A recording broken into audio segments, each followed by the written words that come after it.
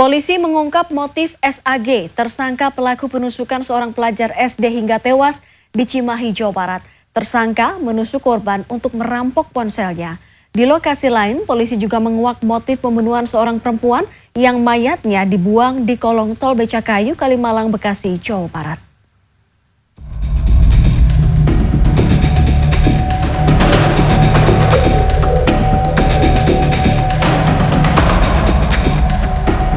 Senin sore, CR, tersangka pelaku pembunuhan AYR, perempuan berusia 36 tahun yang mayatnya dibuang di kolong tol Becakayu, Jalan Kalimalang, Pondok Gede, Bekasi pada Senin 17 Oktober, dihadirkan polisi di gedung Ditreskrimum Polda Metro Jaya.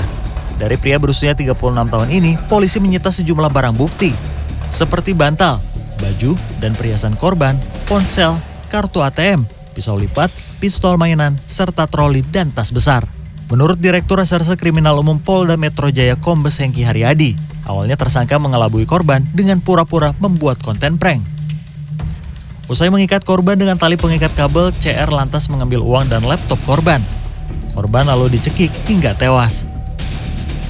Tersangka kemudian memasukkan mayat korban bersama bantal di dalam tas besar. Ia lalu terekam CCTV mendorong troli di parkiran apartemen. Mayat korban akhirnya ditemukan warga di kolong tol Becakayu. Polisi menyebut, CR sebenarnya menyasar H, teman AYR, sejak tahun 2015. Namun kepada polisi, tersangka mengaku ia pun menyimpan dendam terhadap AYR. Awal adalah temannya atas nama H ini yang utama. Namun yang bersangkutan saat itu tidak ada di Jakarta, sudah dihubungi melalui adiknya ini, dan itu ada buktinya juga. Kemudian yang bersangkutan akhirnya memprofiling mana yang paling gampang untuk diadakan tindakan pembunuhan ini. CR kini ditahan di Mapolda Metro Jaya dan terancam hukuman penjara seumur hidup atau hukuman mati. Di Cimahi, Jawa Barat pada Senin siang, Polda Jawa Barat dan Polres Cimahi mengungkap identitas RAG, tersangka pelaku penusukan yang menewaskan Sakila, remaja perempuan berusia 12 tahun yang ditusuk saat pulang mengaji pada 19 Oktober lalu.